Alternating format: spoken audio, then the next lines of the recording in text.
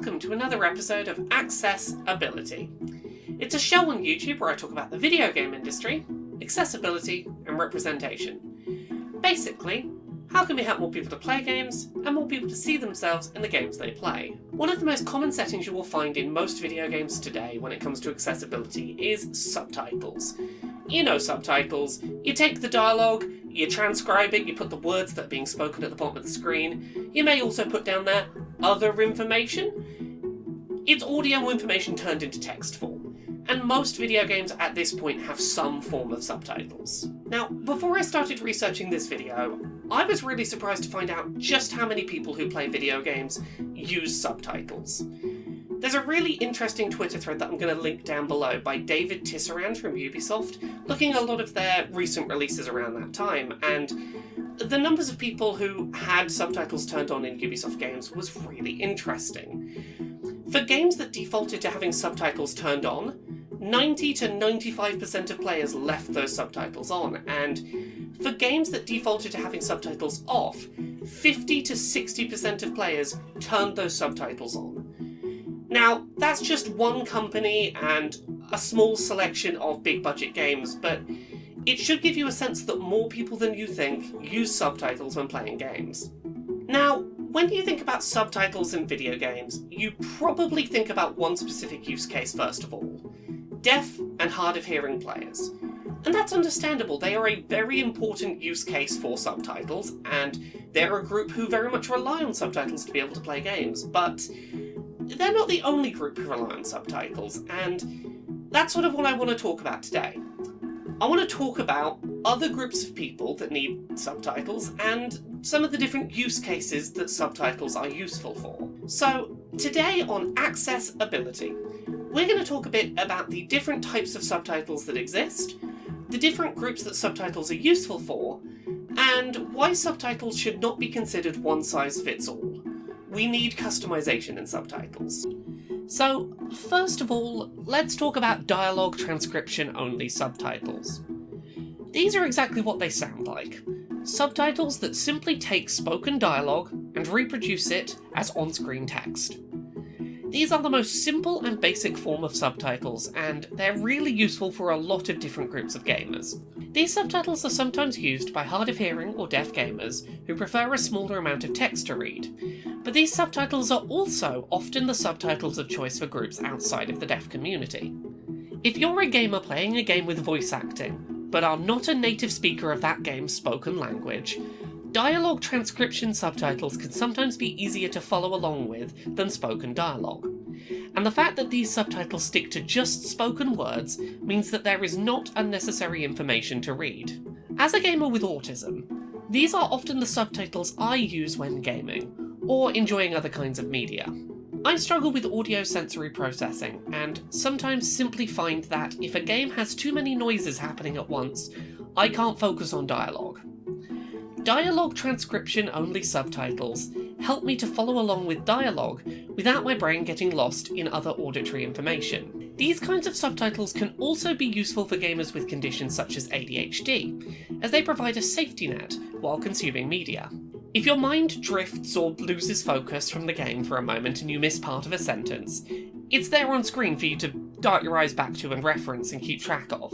These kinds of subtitles can act as a really useful secondary source of information for basically any neurodiverse users who struggle with focusing on and processing information in real time. Additionally, these subtitles are often useful for neurotypical gamers who just happen to be playing late at night or in a setting where they need to be quiet.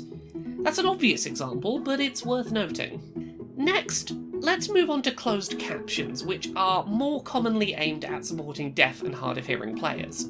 Rather than only including spoken dialogue transcriptions, closed captions show additional information to the player that may be helpful to them piecing together a scene. Closed captions will usually include information such as the name of the speaker, descriptions of important background noises, and other audio-only information a player might need. Where regular subtitles would likely only tell you what a person said, closed captions will basically tell a player who is speaking, what they said, and describe sounds they might have been reacting to in the conversation. Closed captions do necessitate a larger amount of text being placed on screen at any one time, and as such, many non-deaf users prefer to use transcription-only subtitles. It's a trade-off between the quantity of information being presented and the speed at ease with which the subtitles can be read. Neither type of subtitle is fundamentally better than the other, they just are both useful to different kinds of players. While closed captions are usually used by deaf and hard of hearing players, they're also useful for other groups. Gamers with prosopagnosia, or face blindness, for example, struggle to recognise people's faces. For those gamers, the labels of who is speaking may be useful, but the descriptions of sound effects may not be needed.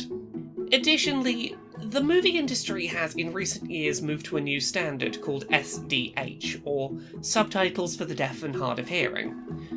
These are basically a more regulated form of closed captions, which have to meet specific guidelines, and are the most in-depth form of subtitles for deaf users.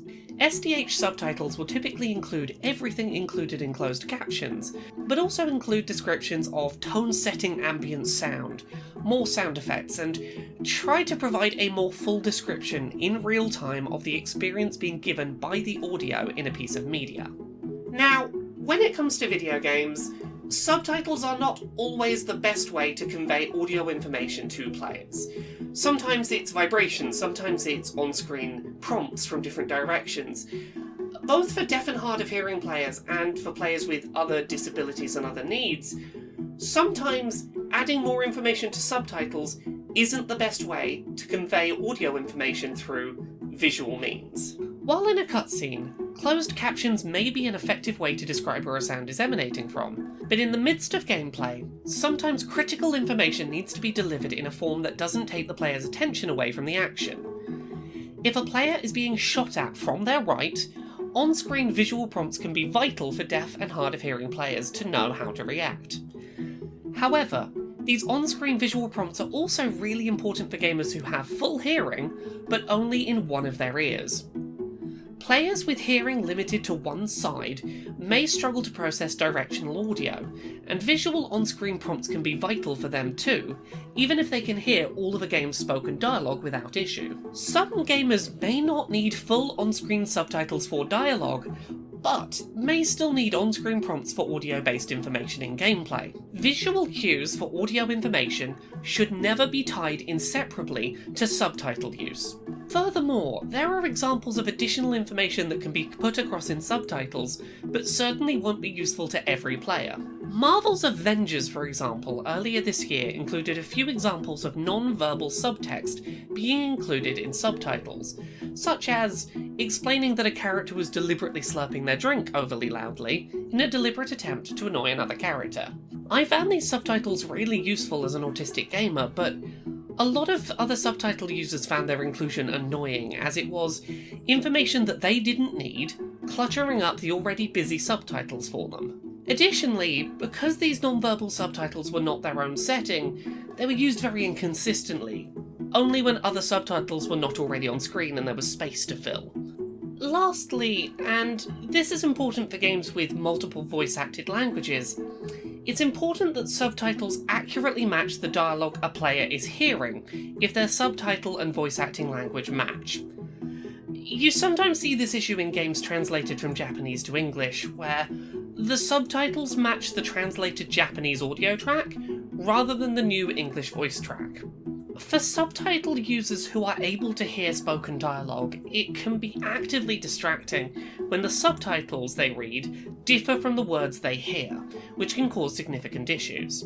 This is far from a comprehensive list of disabilities and groups who benefit from subtitle use, but hopefully this conveys to you the wide range of different use cases for subtitles and the fact that not every kind of subtitle is useful for every kind of person who needs subtitles. All too often, when we talk about subtitles, we talk about them like they are an on-off toggle.